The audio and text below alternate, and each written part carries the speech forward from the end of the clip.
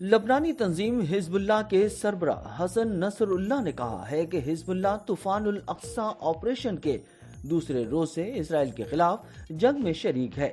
ہمارے حملے محدود لیکن مؤثر ہیں۔ اگر اسرائیل نے حزب اللہ پر جنگ مسلط کرنے کی حماقت کی تو اس کو بھیانک خمیازہ بھگتنا پڑے گا۔ لبنان کے دارالحکومت بیروت میں غزہ پر اسرائیلی حملے کے بعد پہلی بار عوامی اجتماع سے خطاب میں حسن نصر اللہ کا کہنا تھا کہ لبنانی اور فلسطینی شہیدوں کے اہل خانہ کو رتبہ شہادت حاصل کرنے پر مبارکباد اور تعزیت پیش کرتے ہیں۔ شہداء کا رتبہ منفرد رتبہ ہوتا ہے، صرف مسلمان ہی اس رتبے کو سمجھ سکتا ہے۔ انہوں نے کہا کہ طوفان اقصی کی جنگ وسیع تر ہو کر مختلف محاذوں اور میدانوں تک پہنچ گئی۔ اسرائیل کے خلاف طوفان الاقصی کی جنگ انسانی، اخلاقی اور دینی اعتبار سے جائز اور حق کی جنگ ہے۔ صہیونیوں کے خلاف جاری جنگ کی اخلاقی اور شرعی حیثیت پر ذرہ بھر بھی شبہ نہیں۔ حسن نصر اللہ کا کہنا تھا کہ 7 اکتوبر واقعات کے محرکات پر روشنی ڈالنا اور حزب اللہ کا موقف واضح کرنا ضروری ہے۔ ہزاروں فلسطینی طویل عرصے سے اسرائیلی جیلوں میں قید ہیں۔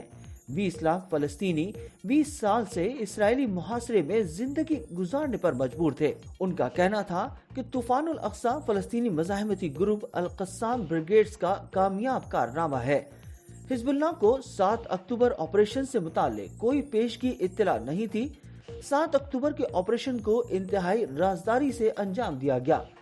طوفان الاقصی آپریشن فلسطینیوں کی جنگ ہے، اس کا علاقائی ممالک سے کوئی تعلق نہیں۔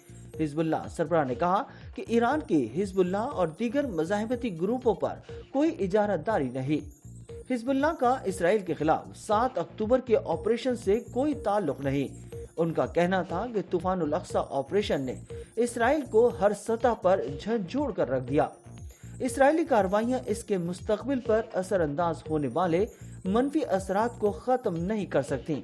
اس آپریشن نے اسرائیلی طاقت کی اصل حقیقت کو کھل کر بیان کر دی اور اسرائیل کا دفاعی نظام مکڑی کے جال سے زیادہ کمزور ثابت ہوا۔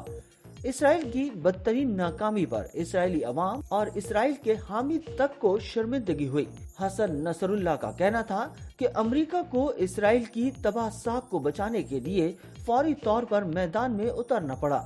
غزہ کے عوام کی قربانیوں نے نئی تاریخ رقم کر دی۔ اسرائیلی فوج کسی بھی طرح حماس سے مقابلے کے لیے تیار نہیں تھے۔ اسرائیل نے حماس کے کامیاب آپریشن کو بدنام کرنے کے لیے اپنے ہی شہریوں کو مار ڈالا۔ انہوں نے کہا کہ اسرائیل نے 2006 میں حزب اللہ کو جڑ سے ختم کرنے کا دعویٰ کیا تھا، تاہم ناکام رہا۔ غزہ میں بھی بدترین شکست اسرائیل کا انتظار کر رہی ہے۔ 1 مہینہ گزر چکا، اسرائیل غزہ پٹی میں ایک بھی کامیابی حاصل کرنے میں ناکام رہا۔ اسرائیل کے سامنے قیدیوں کے تبادلے کے سوا کوئی اور آپشن نہیں بچا۔